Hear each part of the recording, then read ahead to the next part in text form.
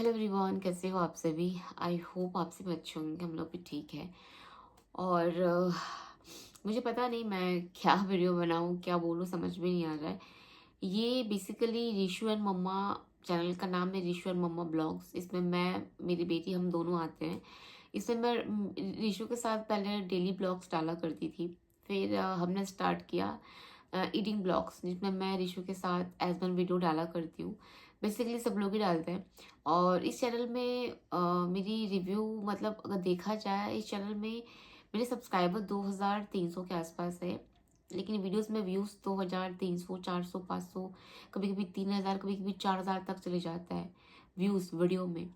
तो इसमें रेवेन्यू अच्छी बनती है। सब्सक्राइबर 2000 है, व्यूज़ 2000 है, बट उसके हिसाब से भी पर डे 100 रुपये बन रहा है मेरा। तो बहुत बड़ी बात है। अगर एक वीडियो से जिसमें सिर्फ 2000 व्यूज़ आ रही है, उसमें अगर मेरा पर डे 100 रुपये बन रहा है, मतलब बहुत अच्छी बात है कि नहीं। मतलब रीशो के चैनल में कुछ ग्रो हो रहा है मेरा।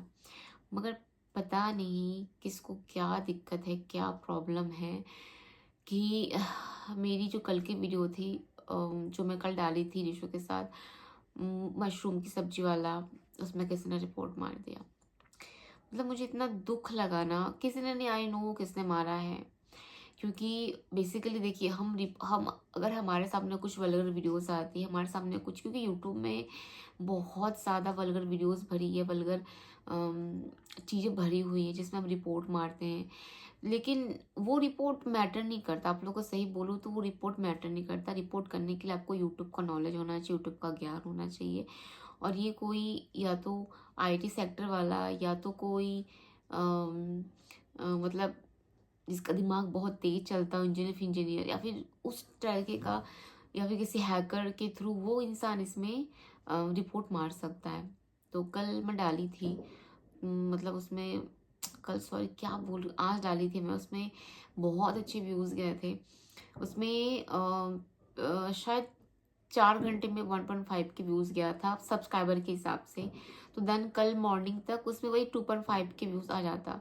तो वही एक वीडियो से 100 रुपये में अर्न कर लेती। तो बहुत अच्छे जा रहा है। जबकि मेरा जो ऋषा शताब्दी है चैनल, जिसमें 34,000 सब्सक्राइबर है, उसमें भी अगर 2.5 के व्यू जाता है, उसमें उतने नहीं बनते, 50-60 रुपये बस बनते हैं, क्योंकि वो डैमेज चैनल है ऑलरेडी।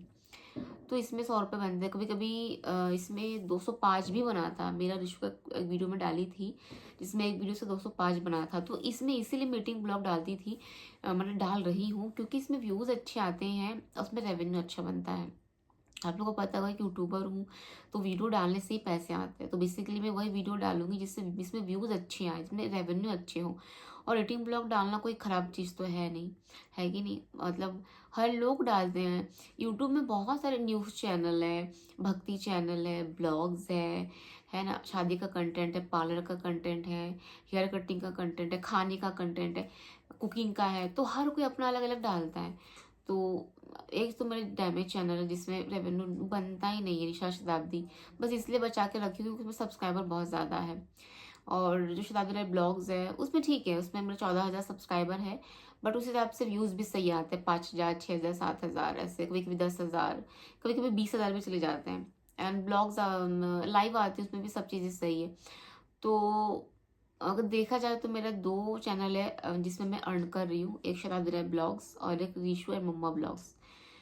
तो बस मैं ये कहना चाहूँगी, जब चीज़ें सब ख़त्म हो गई है तो मुझे नहीं लगता कि ये करने की ज़रूरत है, क्योंकि मैं तुम्हारे बारे में कुछ बात नहीं करती हूँ। और सबसे पहली बात कि अब ये तो स्टार्टिंग से ही मेरी जिम्मेवारी है ना। जब मैं प्रेग्नेंट थी, जब मैं प्रेग्नेंट हुई थी तब से ही मेरी जिम्मेवारी है। देन आज रीशु 4 साल की हो जाएगी, अब तक वो मेरी ही जिम्मेवारी है ना।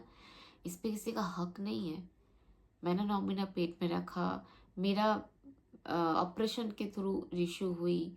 वो सीजर का दर्द अलग, फिर सेविंग्स मनी जो गोल्ड पहनी थी उसको सेल करके, फिर हर चीज़ कर करके आज यहाँ तक पहुँची हूँ मैं।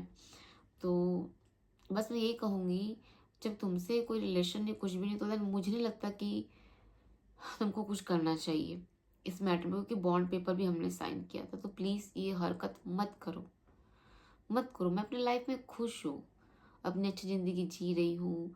अब लाइफ में कुछ अच्छा होने वाला है, मेरी बेटी है, मैं हूँ, और शायद लाइफ में मैं आगे बढ़ चुकी हूँ, कुछ नया सोच रही हूँ, तो मैं ये कहूँगी कि तुम भी लाइफ में आगे बढ़ चुके हो तो पीछे मुड़ के देखने का कोई सिस्टम है ही नहीं यहाँ पे। मुझे मेरी बेटी के साथ मेरी ज़िंदगी में छोड़ दो, क्योंकि ये वही रिपोर्ट है, क्योंकि मुझे मेल भी आया है यूट्यूब से, है ना। मतलब इस चैनल, क्योंकि मेरा ऑलरेडी 2 चैनल तो तुमने डिलीट करवा दिया, इस चैनल का ये पहला वीडियो है, जबकि चैनल को बने हुए आई थिंक 5 से 6 महीने हुए हैं, और उस बीच इसमें रेवेन्यू भी आना स्टार्ट हो गया, मतलब पैसा आना स्टार्ट हो गए हैं।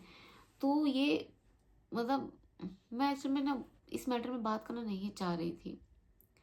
मेरी रोजी रोटी में लात नहीं मारो, भगवान ना अपने कर्मों की सजा इस जन्म में ही भोग के जाना है। हमारा कर्मों की सजा दूसरा कोई नहीं भोगेगा, हम खुद ही भोगेंगे। कम से कम अपना कर्म अच्छा रखो। लोगों को क्या लगता है, हमने तो बहुत बुरे कर्म किए हैं, अभी क्या सजा मिल रहा है, अभी तो हम मस्त अय्याश कर रहे, ऐश कर रहे, सब सही है।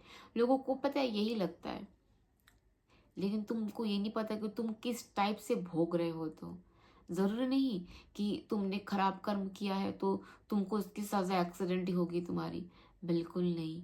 उसकी सजा ये भी होता है, नौकरी चले जाना, लोगों का छीन जाना, शांति से नहीं रहना, सुखी से नहीं रहना, काम में मन नहीं लगना, फैमिली से मन नहीं लगना, कोई काम का नहीं बनना, फ्रेंडशिप नहीं टिकना, शादी नहीं टिकना, रिश्ता नहीं टिकना, बच्चे नहीं होना, है ना। बहुत तरीके से हमको वो फेस करना पड़ता है, पैसे अर्न नहीं कर पाना, दर दर भटकना, नौकरी ढूंढते रहना, खुद का घर होते हुए उस घर में ना रह पाना, माँ बाप का बीमार होना, खुद का बीमार होना, मतलब जितनी भी परेशानियां आती ना जिंदगी में, कहीं ना कहीं वो हमारे कर्म ही रहते। ये नहीं कि हमने बैड कर्म किया मतलब हमारा एक्सीडेंट हो जाएगा, हम मर जाएंगे, बिल्कुल नहीं।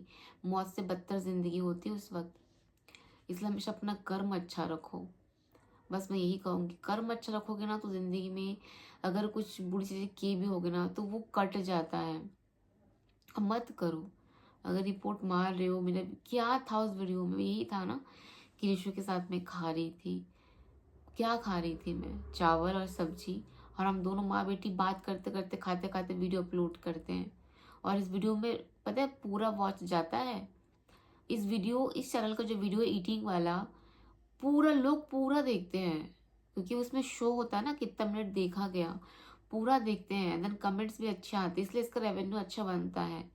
सोचो 2000 बस व्यूज में 100 रुपये आ रहा है मेरा वीडियो में। आप लोग हिसाब लगाओ, इस वीडियो में अगर 10,000 व्यू गया, 10,000 तो कितना आएगा, 500 रुपये आएगा एक वीडियो से।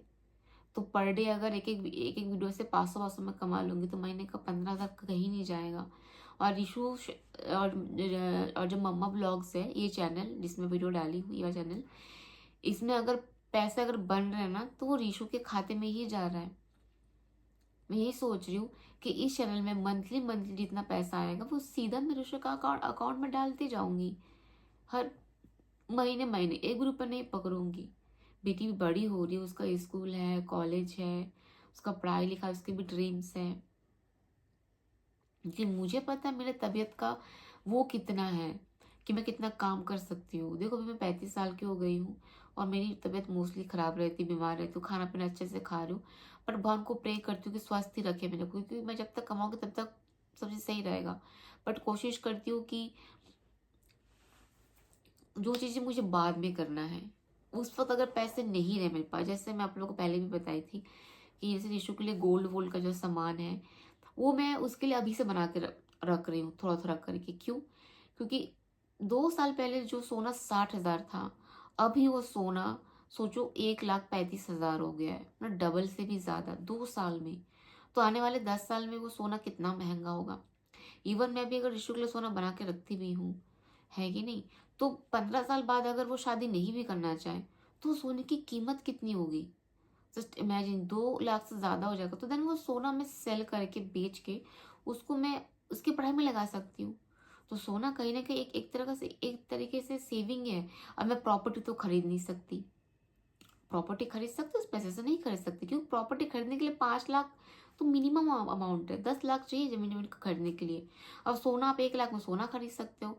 और एक चीज ये भी है कि मतलब काफी लोग बोलते हैं कि पैसा जमा करो, पैसा अगर मैं जमा करती भी हूँ तो मुझे उतना देखो, पैसा तो उसके नाम पे मैंने 2 या 3 एफडी कराई है, जिसमें थोड़ा-थोड़ा मैं कुछ डालती रहती हूँ।